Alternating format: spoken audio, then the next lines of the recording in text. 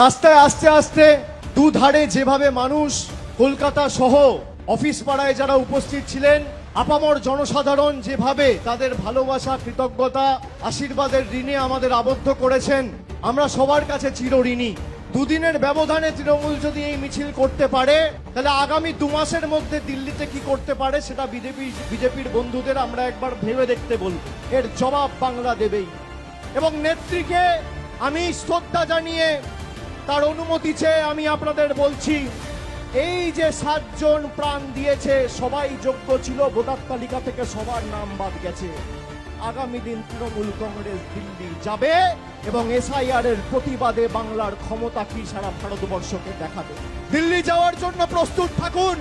আপনারা হাত তুলে বলুন সবাই দিল্লি যাওয়ার জন্য প্রস্তুত। সবাই হাত তুলে বলুন আমার মতুয়া ভাইয়েরা দিল্লি যাবেন। সবাই দিল্লি যাওয়ার জন্য প্রস্তুত, হাত তুলুন।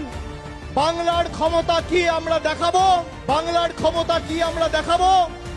দিল্লি যাওয়ার জন্য প্রস্তুত, বিজেপিকে জবাব দেওয়ার জন্য প্রস্তুত, জনগর্জনটাকে বলে ভারতীয় জনতা পার্টিকে শিক্ষা দেওয়ার জন্য প্রস্তুত। তোমরা চক্রান্ত করে জোর জবরদস্তি এসআইআর চাপাতে চাইছো। তৃণমূল মানুষের ক্ষমতা নিয়ে প্রতিবাদ, প্রতিরোধ কাকে বলে আগামী 2 মাসের মধ্যে দিল্লিতে দেখাবে। তৈরি।